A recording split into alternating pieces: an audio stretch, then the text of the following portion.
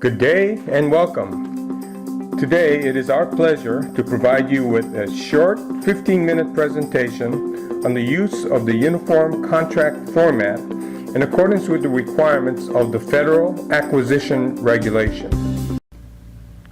You may have heard people talking about the UCF.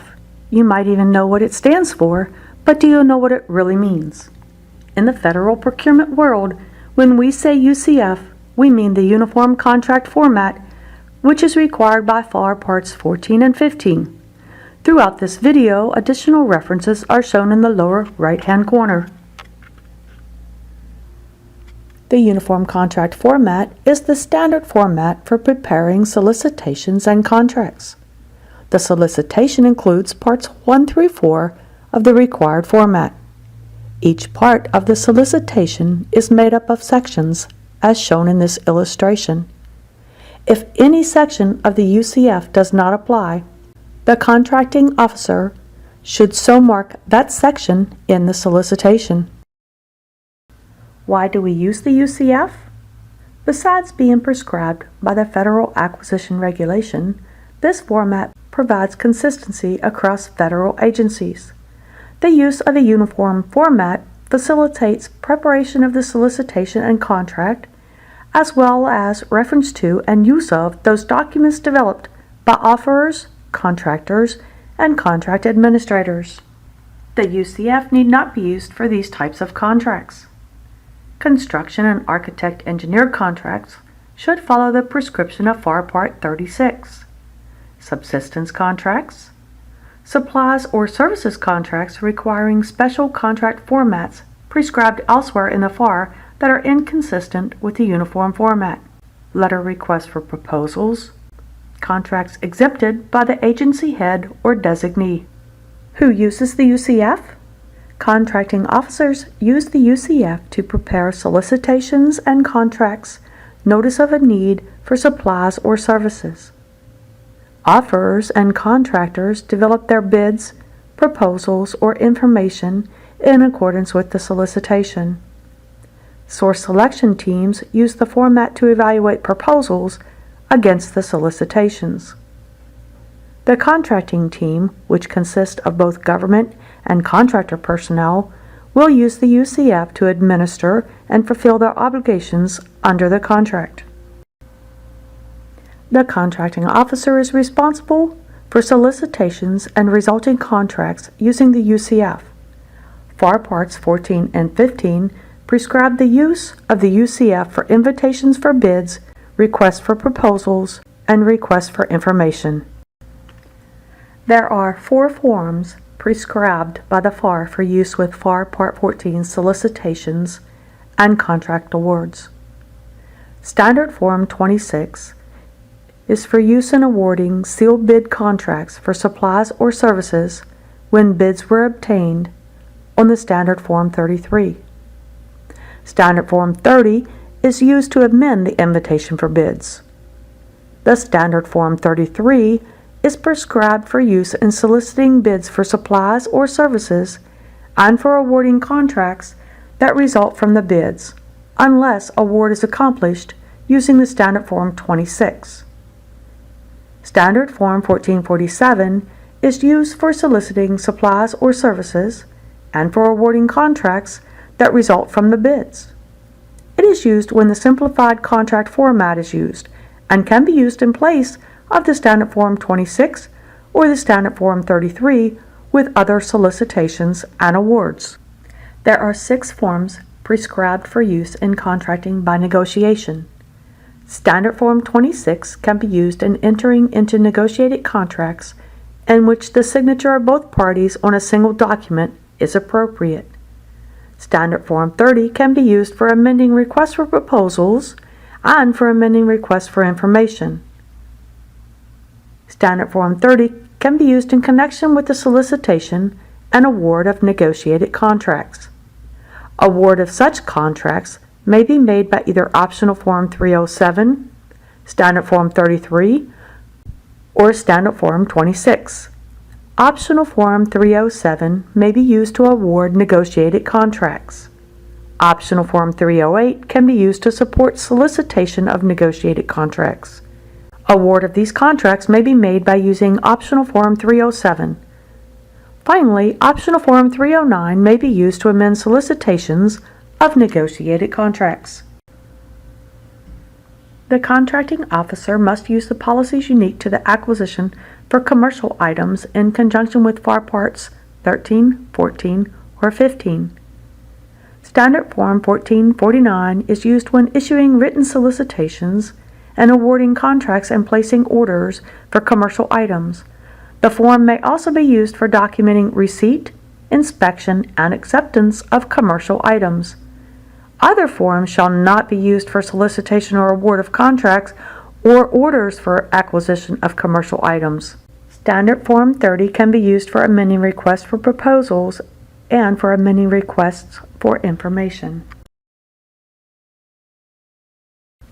From this point forward, we are going to focus on the UCF as it applies to FAR Part 15.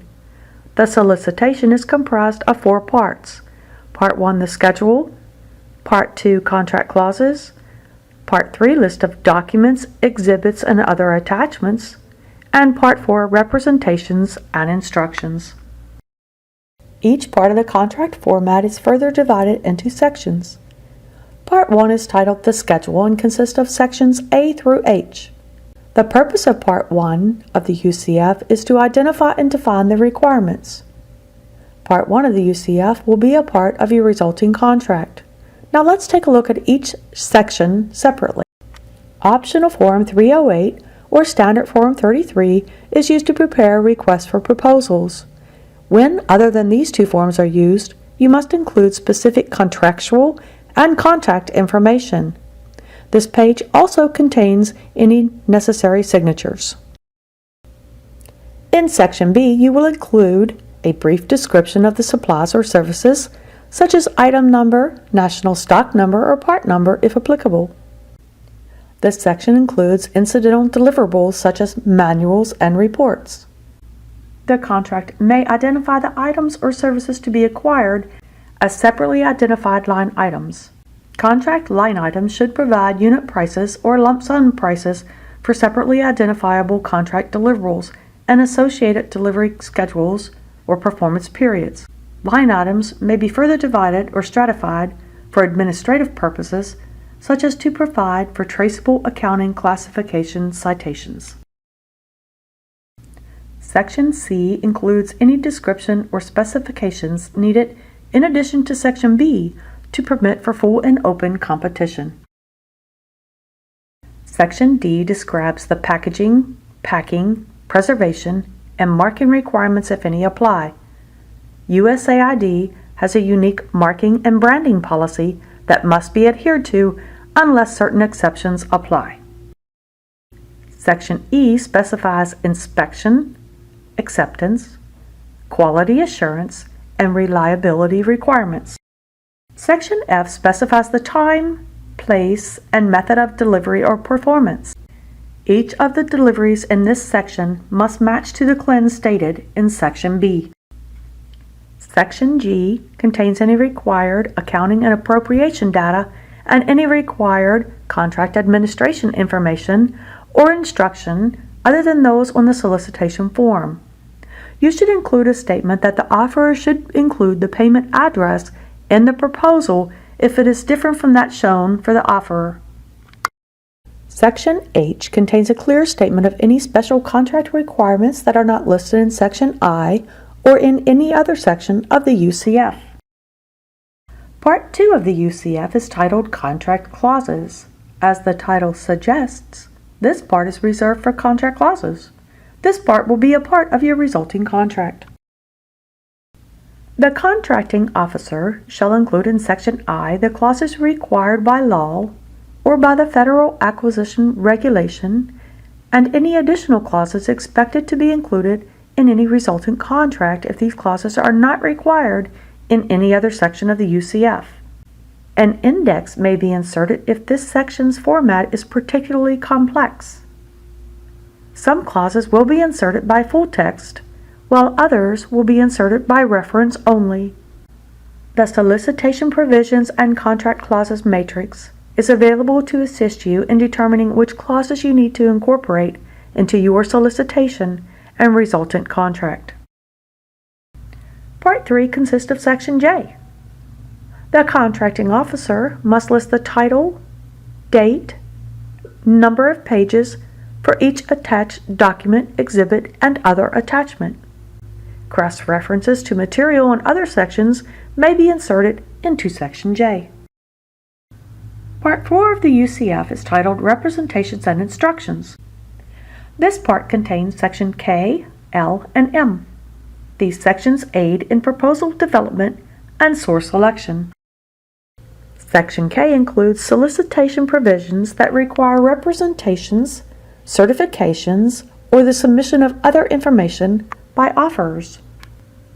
Section L contains solicitation provisions and other information and instructions not required elsewhere to guide offerors or respondents in preparing proposals or responses to requests for information.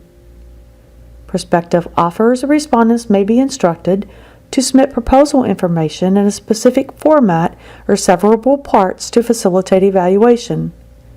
The instruction may specify further organization of proposal or response parts. Section M identifies all significant factors and any significant subfactors that will be considered in awarding the contract and their relative importance. The solicitation shall also state, at a minimum, whether all evaluation factors other than cost or price when combined are significantly more important than cost or price, approximately equal to cost or price, or significantly less important than cost or price. Cost is always an evaluated factor.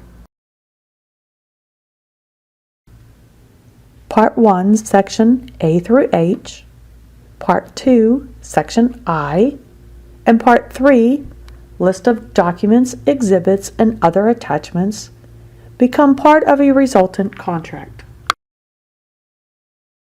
Ambiguities in the contractual instruments are construed against the drafter. In the federal procurement arena, the government is considered the drafter. Your solicitation will be dissected by industry. You want to be consistent, concise, and not repeat requirements in different sections of your solicitation. A misconception is that all of the solicitation and resultant contract documents are treated equally in the event of discrepancies across these documents.